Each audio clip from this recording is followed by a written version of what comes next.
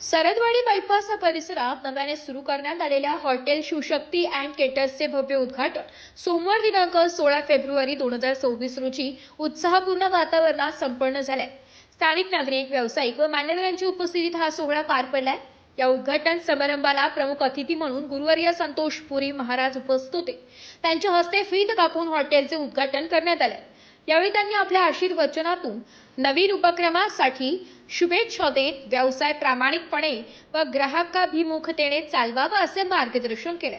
Hotel Shivshakti and केटर्सच्या माध्यमातून नागरिकांसाठी सुसज्ज पार्टी हॉल तसेच व्हेज फॅमिली रेस्टॉरंटची सुविधा उपलब्ध करून देण्यात आली आहे। येथे लग्न समारंभ, वाढदिवस, डोहाळे जेवण, साखरपुडा तसेच इतर विविध शुभकार्यांचे आयोजन करण्यात येणार असल्याची माहिती आयोजकांनी दिली आहे। या उपक्रमाचे संचालक श्री विजय खंडागळे यांनी उपस्थितांचे आभार मानत दर्जेदार भोजन व उत्कृष्ट सेवा देण्याचा संकल्प व्यक्त केला आहे।